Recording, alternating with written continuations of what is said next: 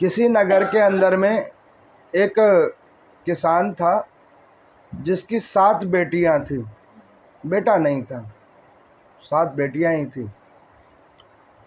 तो उस गरीबी के समय में जैसे तैसे करके उसने अपनी बेटियों का विवाह किया। अधिकांशों का बाल विवाह हुआ। अब उसमें से जो तीसरे नंबर वाली बेटी थी जिसका बाल विवाह किया, उस बाल विवाह की कुरीति के बाद में उस बच्ची को अभी पता ही नहीं लगा कि उसका विवाह भी हुआ है और देव योग से उसका वो पति मर गया। अब वो किसान बड़ा गरीब था, निर्धन था।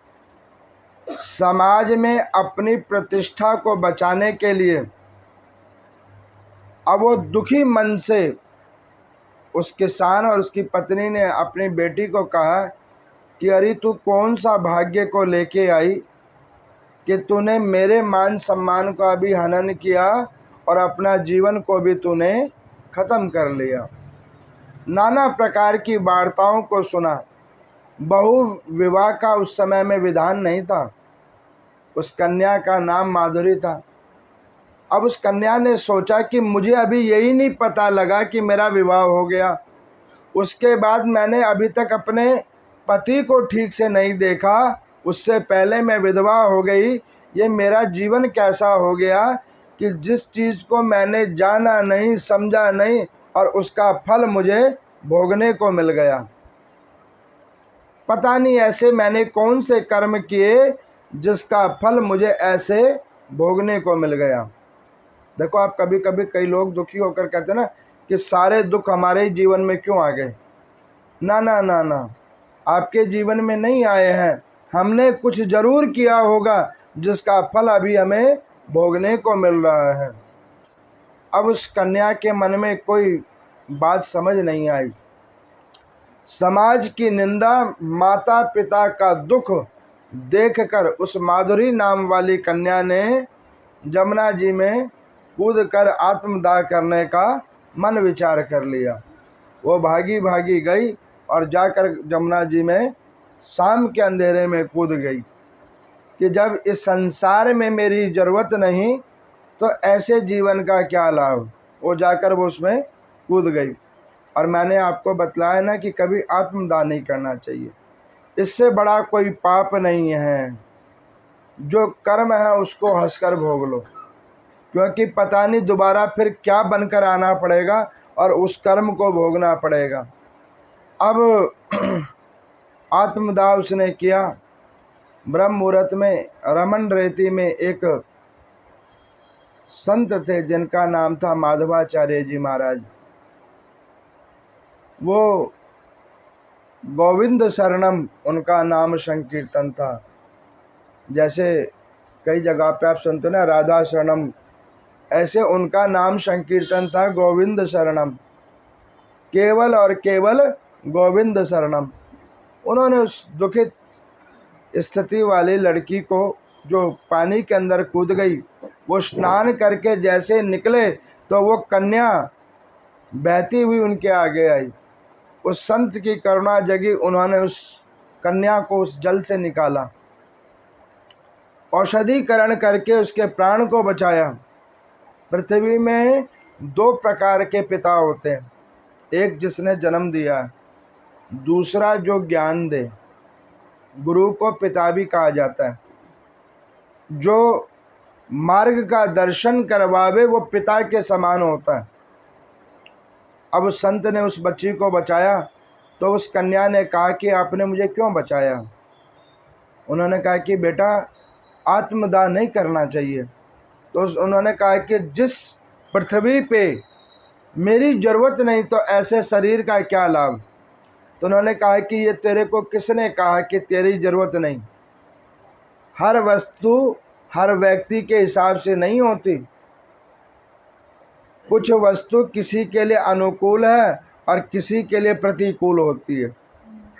अब हो सकता है कि तेरे उन माता पिता वहाँ के लोगों के लिए तो अनुकूल नहीं रही होगी, लेकिन मेरे लिए तो बिल्कुल अनुकूल है। तू चल मेरे साथ, आज से तू मेरी मानस पुत्री बनेगी। मेरे जीवन में कोई संतान नहीं थी, ब्रह्मचारी था, और मैंने ये विश्वास भी छोड़ दिया था कि आगे मुझे संतान होगी। लेकिन देखो प्रभु की कृपा, राधा रानी साक्षात संतान रूप में मुझे मिली हैं, वह भी ब्रह्म मुहूर्त में मिली हैं। तो चल, तुम मेरी बेटी बनकर रहेगी। अब उसे वो भक्ति भाव से आश्रम में ले आए। माधुरी नाम से उनका नाम रखा कृष्णदासी, उनका नाम रखा कृष्णदासी। नाम संकीर्तन की महिमा उसको बतलाई, तुलसी माला कंठ में ग्रहण करवाया, एकादशी के व्रत का नियम उठा कर दिया। कहा कि बेटी, पुराने बातों को तू छोड़, जो तेरे पहले के माता पिता थे उनको तू छोड़। अब तू ये मान के रख कि तेरा पिता केवल मैं हूँ, और तेरा नियम है ये भगवान गोविंद जी की सेवा करना, और तू अपना जीवन इस आश्रम के अंदर में प्रेम के साथ निर्वाह कर। जो तुझे अच्छा लगे तू वो कर, और पूरे दिन केवल हरि का भजन कर। अब वो मानस पिता की वार्ताओं को सिरोधार्य करके वो कृष्णदासी जी ने अपना जीवन बड़े अच्छे से बिताया। एक कल्प बीता, वो संत प्रौढ़ावस्था में हो गए। उन्होंने कहा कि बेटी, इस शरीर के अंदर में बहुत सारे अवगुण हैं, जिस अवगुणों के कारण व्यक्ति का जन्म और मरण होता है। उन्हीं अवगुणों को भोगने के लिए जन्म और मरण होता है। तो तू दुख नहीं करना कि ये मेरा शरीर अगर ना रहे तो फिर भी विश्वास करके रखना कि मैं तेरे हर वक्त अंग संग पिता के समान खड़ा होकर रहूँगा इस गोविंद के विग्रह में। तो घबराना नहीं, तेरे मैं साथ होकर रहूँगा। ऐसे कहते कहते एकादशी का परम दिन आया और उनके वो मानस पिता परम धाम को प्राप्त हुए। मन में बड़ा दुख हुआ कि एक पिता ने छोड़ दिया और एक पिता जिसने स्नेह किया वो संसार छोड़ के चला गया। एक ने संसार से छुड़वा दिया और एक ने संसार ही छोड़ दिया। लेकिन ये पिता और उस पिता में फ़र्क था। उसने केवल जन्म दिया था, इसने आत्मिक और आध्यात्मिक जन्म दिया था। और कह गए ये पिता कि बेटा निराश नहीं होना, नाम संकीर्तन करना, तेरी रक्षा ये गोविंद करेगा, ये ठाकुर तेरी रक्षा करेगा। पिताजी की अंत्येष्टि कर्म आदि को करवाया शास्त्र अनुसार, और भगवान की निष्ठा और गुरु की निष्ठा, पिता के रूप में जो गुरु हैं उनके वचनों में निष्ठा रखकर उन्होंने अपना जीवन बिताया। तो उनका जब जीवन बीतने लगा तो कभी किसी चीज़ की जब कमी होती तो वो आकर सिर्फ गोविंद को कहती कि हे गोविंद, आज आश्रम में अनाज नहीं है। तो पता नहीं नारायण भगवान कहाँ ना कहाँ किस ना किसी रूप में आते और वो अन्न दे जाते। वो आकर कहती कि गोविंद, आज आश्रम में वस्त्र नहीं है। बहुत सारी विधवाएं, बाल विधवाएं, कन्याओं को उसने रखा। हे गोविंद, यहाँ पर में आज वस्त्र नहीं है। तो ठाकुर कहीं ना कहीं से आते, नाना प्रकार के वस्त्र वहाँ छोड़ जाते। जो जो चीज़ों की कमी होती वो गोविंद को कहती और गोविंद उसको आकर किसी ना किसी रूप में पूरा कर जाते। आप मेरी बात को विश्वास मानना। आप क्या सोचते हो, जो आपकी दैनिक दिनचर्या है उसमें जो आपको सुख मिल रहा है, ये कौन आपको सुख दे रहा है? आप क्या सोच रहे हो कि क्या ये भौतिक संसाधन दे रहे हैं या यहाँ के जो जीवात्मा है वो दे रहे हैं? नहीं, ये कोई आपको सुख नहीं दे रहा। अगर आपको कोई सुख दे रहा है तो वो नारायण दे रहा है, वो ठाकुर सुख दे रहा है, और कोई सुख नहीं दे रहा। आप ये देखो, ये कथा आप सुन रहे हो, इस कथा को सुनने के बाद अगर आपके मन में कोई तरंग उत्पन्न हो रही है तो ये तरंग कोई कथा और मैं नहीं उत्पन्न कर रहा, ये ठाकुर उत्पन्न कर रहा होगा। क्योंकि ये सब चीज़ें उन्हीं की कृपा है और वही दे सकते हैं। सर्वसाधारण जीव आत्मा कुछ भी किसी को नहीं दे सकता।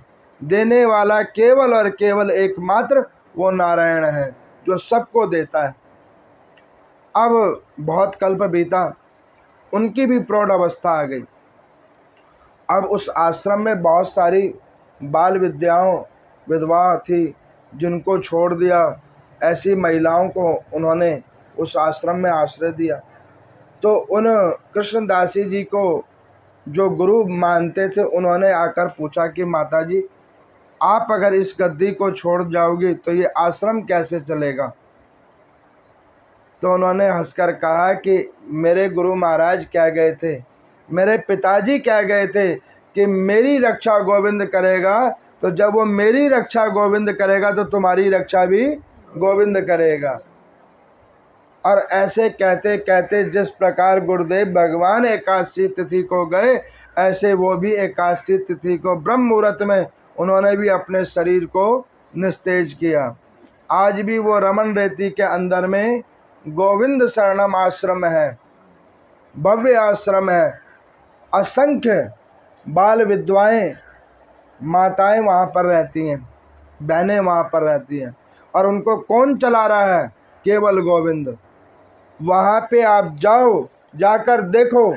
उस आश्रम के अंदर में जब आप जाओगे तो आपको लगेगा कि परमात्मा यहीं बैठा हुआ है। आपको ऐसा महसूस होगा। कैसे महसूस होगा? आप देखोगे कि कोई पुरुष उसका संचालन नहीं कर रहा, कोई उसका ट्रस्ट नहीं है, और ना ही किसी प्रकार का उनका बैंक अकाउंट है। पता नहीं सुबह कैसे परमात्मा को भोग लगने के लिए आना आता है, और वो उन सब के लिए आता है। कोई वहाँ पर रहने वाली कृष्णदासी, वो एक कृष्णदासी के नाते असंख्य कृष्णदासियों को वो ठाकुर रोज़ सुबह उठकर सबसे पहले उनको अन्न देकर आता है। वहाँ की जो सखियाँ हैं, वहाँ की वो माताएं हैं, वो ये कहती हैं कि हमारा गोविंद हमसे इतना प्यार करता है कि ब्रह्म मुहूर्त में उठकर, वो लोगों के ऊपर कृपा तो बाद में करता होगा, वो पहले कृपा हम पर करके आता है। वो सुबह सुबह आकर आश्रम के अंदर में सारी वस्तुएं पहले आकर छोड़ जाता है, और रात को सोने वक्त तक वो यहाँ से जाता नहीं है। वो जब जिसको जो ज़रूरत है वो ज़रूरत की सामान पहुँचाता रहता है। और रात को जब हम लोग सो जाती हैं तो हमारे आश्रम के बाहर पहरेदारी करता खड़ा रहता है। अब आप ये सोचो कि कैसी भक्ति है उनकी।